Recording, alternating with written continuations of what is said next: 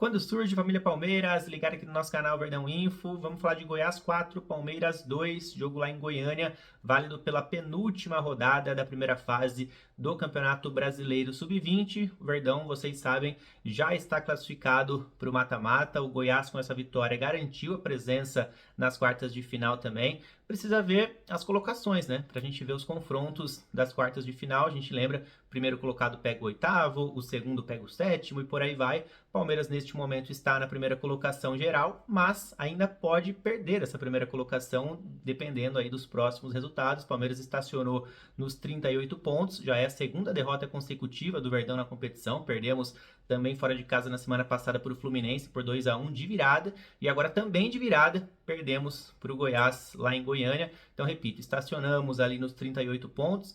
Logo na sequência vem Grêmio e Flamengo, eles têm 34 pontos. Aí você pode falar assim, pô, mas falta uma rodada, né? Você tinha falado que esse jogo aqui é válido pela penúltima rodada, e aí falta só uma rodada. Grêmio e Flamengo estão com 34, podem chegar no máximo a 37, o Verdão tem 38.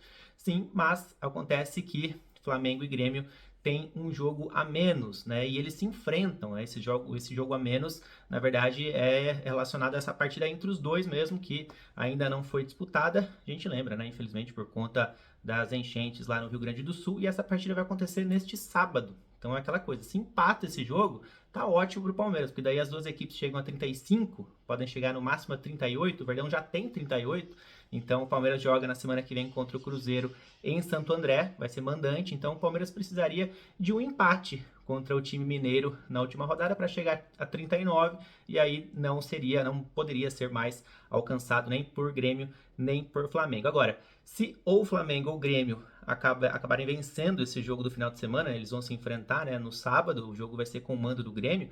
Quem vencer no sábado aí vira candidato a roubar, de repente, essa primeira colocação do Palmeiras, porque na semana que vem tem, repito, Palmeiras e Cruzeiro, todos os jogos na quarta-feira à tarde, às 15 horas. Então, Palmeiras mandante contra o Cruzeiro, o Grêmio vai ser mandante na última rodada contra o Cuiabá, e o Flamengo também vai ser mandante na última rodada contra o Inter, tá? Então vamos ver o que vai acontecer primeiro neste sábado, no confronto entre Grêmio e Flamengo, e depois na próxima quarta, para a gente definir essas primeiras colocações. O Palmeiras, terminando em primeiro, deve enfrentar ou o Fluminense ou o Fortaleza, ali são as duas equipes que estão flertando com a sétima colocação e também com a oitava colocação. Antes de mais nada, deixa eu trazer a escalação do técnico Lucas Andrade. Ele teve 3 desfalques importantíssimos para essa partida, 3 jogadores considerados titulares absolutos desse sub-20, Patrick, Alan e Benedetti, os 3 suspensos para essa partida. Alan e Patrick foram expulsos na última rodada contra o Fluminense, e o Benedetti nessa mesma partida levou o 3º cartão amarelo. Então, no lugar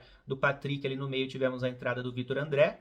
A zaga sem o Benedetti foi formada por Robson Jacaré ao lado do Gabriel Vareta, e sem o Alan, aí que tá, né? Aí teve que quebrar a cabeça o técnico Lucas Andrade.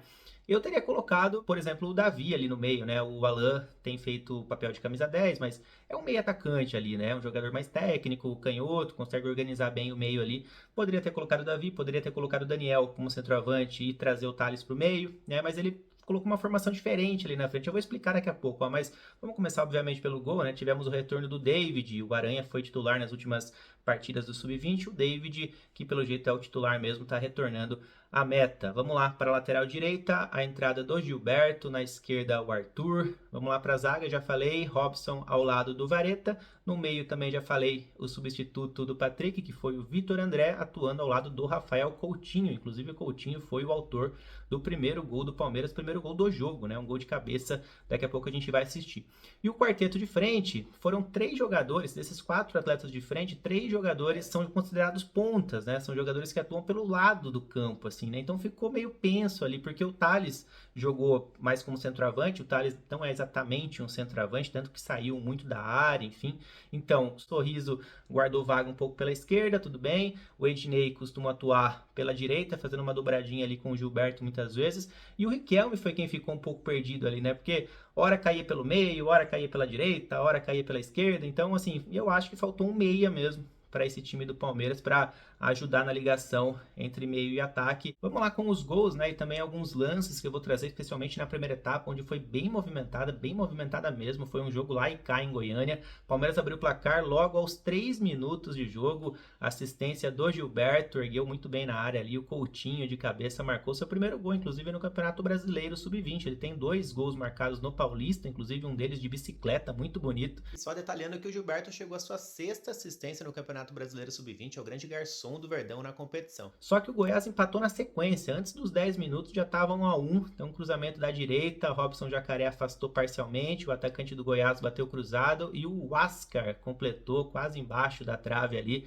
então 1-1, esse foi o resultado do primeiro tempo, que ainda teve muitas jogadas interessantes, eu vou trazer algumas delas aí, ó. Por exemplo, o Coutinho, que fez o primeiro gol, quase ele marca um outro gol de cabeça. O primeiro gol dele foi num cruzamento do lateral direito Gilberto, e pouco depois ali teve essa chance com o cruzamento do lateral esquerdo, Arthur, agora, né? O outro lateral cruzando e quase que o Coutinho marca seu segundo gol de cabeça na partida. Também tivemos uma bola na trave do Palmeiras, ó. Após uma cobrança de escanteio, o Arthur quase se choca com a trave ali, né? Era uma bola difícil, mas enfim, acabou acertando a trave ali, um lance até curioso. Ficou meio prensado ali a bola e a cabeça do Arthur quase que ele coloca para dentro. E o Goiás também teve a chance de passar à frente ainda na primeira etapa. O David fez uma excelente defesa ali, goleirão do Palmeiras evitando o segundo gol do Goiás. Esse lance da defesa do David aí foi no finalzinho, aos 44 do primeiro tempo. Bom, essa primeira etapa foi bastante movimentada, no segundo tempo não foi diferente, aliás, foi na segunda etapa que acabou saindo a maior parte dos gols ali, né? Inclusive antes dos 10 minutos do segundo tempo já estava 3-1 para o Goiás, exatamente. O Goiás virou em grande estilo, fez o segundo e depois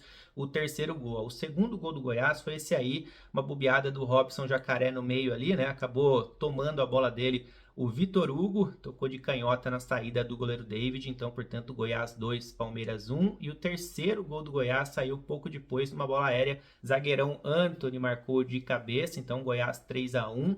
E aí teve o gol do Thales, né? O Thales conseguiu diminuir poucos minutos depois, num chute de fora da área, teve um pequeno bate-rebate ali, um perde-ganha na entrada da área do Palmeiras, e o Thales, nesse chute certeiro dele de canhota, ele marcou mais um no Campeonato Brasileiro Sub-20, é o grande artilheiro da competição, não é o artilheiro do Palmeiras, não, é o artilheiro geral da competição, agora com 13 bolas na rede, lembrando que ele tem 7 gols no Paulista, então, ou seja, nesse período pós-copinha, que eu sempre falo aqui, né, entre Paulista e Brasileiro, ele tem 20 gols, o Thales, que temporada impressionante, lembrando que ele tem 3 gols, ou marcou 3 gols, né, lá em janeiro na copinha, então são 23 gols ao todo em 2024, temporada impressionante do nosso camisa 9, que de vez em quando faz a função de camisa 10 também. E aí tivemos talvez o lance mais polêmico da partida, lembrando que estava 3-2 pro Goiás e o Palmeiras teve uma falta da entrada da área que o Thales bateu forte, eu vou colocar aí, ó, o Thales bate forte, o Arthur tenta no rebote de perna direita e o Coutinho completa pro gol.